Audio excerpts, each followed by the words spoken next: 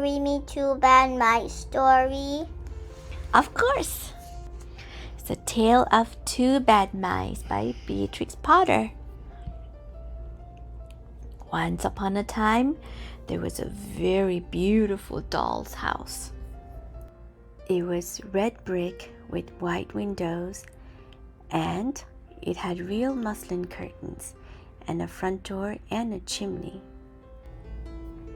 It belonged to two dolls called Lucinda and Jane. At least it belonged to Lucinda, but she never ordered meals. Jane was the cook, but she never did any cooking because the dinner had been bought ready-made in a box full of packing materials. There were 2 red lobsters and a ham, a fish, a pudding, and some pears and oranges. They would not come off the plate, but they were extremely beautiful. One morning, Lucinda and Jane had gone out for a drive in the doll's stroller. There was no one in the nursery, and it was very quiet. Soon, there was a little scuffling, scratching noise in a corner near the fireplace where there was a hole under a baseboard. Tom Thumb put out his head for a moment and then popped it in again. Tom Thumb was a mouse. A minute afterwards, Hunca Munca, his wife, put her head out too. When she saw that there was no one in the nursery, she ventured out on the oilcloth under the fireplace bin. The doll's house stood at the other side of the fireplace. Tom Thumb and Hunca Munca went cautiously across the rug. So they pushed the front door. It was not fast. Tom Thumb and Hunca Munca went upstairs and peeped into the dining room. Then they squeaked with joy. Such a lovely dinner was laid out upon the table. This is like the Goldilocks, 3 little bears and the Goldilocks. Could be, yeah?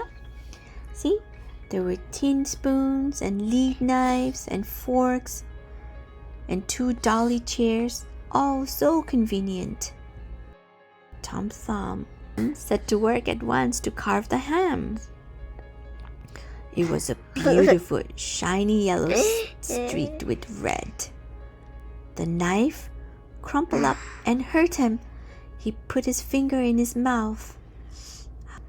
It is not boiled enough. It is hard. You have a try, Hunca Munca.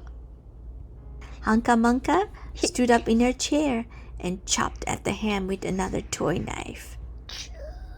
It is hard as the ham at the cheese shop, said Hunca Munca. The ham broke off the plate with a jerk and rolled under the table. Oh no. Let it alone, said Tom Thumb. Give me some fish, Hunca Munca. Hunca Munca tried every tin spoon in the turn. The fish was glued to the dish. Tom Thumb lost his temper. What's temper? Like he got mad. He put the ham in the middle of the floor and hit it with the tongs and shovel. Bang, bang, smash, smash. The ham flew all into pieces, for underneath the shiny paint, it was made of nothing but plaster. Then there was no end to the rage and disappointment of Tom Thumb and Hunca Munca. They broke up the pudding, the lobsters, the pears, and the oranges. As the fish would not come off the plate, they put it into the red-hot crinkly paper fire in the kitchen. But it wouldn't burn either. They were very frustrated. Tom Thumb went up the kitchen chimney and looked out at the top. there was no residue. But So while Thumb was up the chimney, Hunca Munca had another disappointment. So she found some tiny canisters upon the dresser, labeled rice, coffee, sago. But when she turned them upside down, there was nothing inside except red and blue beads. Then those mice set to work to do all the mischief they could, especially Thumb. So he took Jane's clothes out of the chest of the drawers in her bedroom and he threw them out of the top floor window. But Hunca Munca had a frugal mind. After pulling half the feathers out of the Lucinda's pillow, she remembered that she herself was in one of a feather bed. With Thumb's assistance, she carried the pillow downstairs and across the rug. It was difficult to squeeze the pillow into the mouse hole, but they managed it somehow. Then Hunca Munca went back and fetched a chair, a bookcase, a bird cage, and several small odds and ends. The bookcase and the bird cage refused to go into the mouse hole. Hunca Munca left them behind the fireplace bin and went to fetch a cradle.